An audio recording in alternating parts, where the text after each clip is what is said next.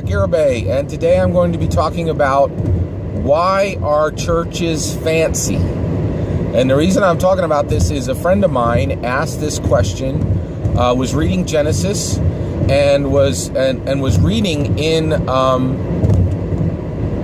Genesis, aren't the churches supposed to be plain? Because the tabernacle was fairly plain, right? It was just, it was like a tent, right? And so why do we have all these fancy churches, right? And so I'm answering this because I think other people might have this question as well. It's a great question, okay? So here is the answer. You're 100% right. Churches should absolutely not be fancy, okay?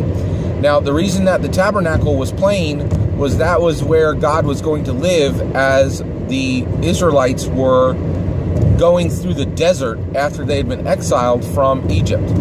And so it was a temporary housing for him to dwell among them, okay? And then, then also it does talk about when the temple is built, the temple is, the temple is awesome.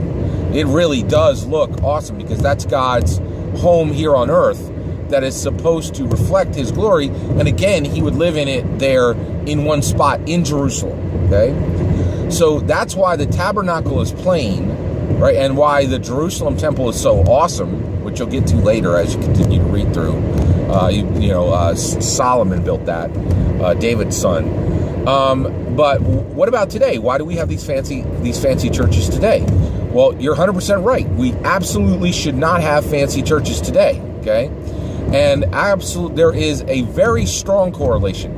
It is not a 100% correlation, but I think strongly when you look at a church's exterior edifice, you will see that the fancier that church is, the absolutely weaker their doctrine is, almost without exception. There are a few exceptions, but not many at all. And the plainer that church is, the better, okay? Now, you can definitely see this because, so going forward, you're 100% right. On this earth today, we should absolutely not have fancy churches. And so, to my friend and everyone else out there who has this question, I absolutely invite you to Faith Community Church in Brookhaven. And our church looks horrible. It looks like a box with a tent on top of it. And it is really unfancy. And we are using the money that would have went into a fancy church to spread the gospel of God and literally to feed people. We have a food ministry, and rather than having a few more curly cues on the front of the building, we're feeding people who come from poor communities around us, and that's a much better way to spend that money. So, to my friend, you're 100% right. Fancy churches are a waste, particularly today. The only fancy church that should ever exist is the temple in Jerusalem, which should be built as soon as possible, in my opinion. And it should be completely pimp.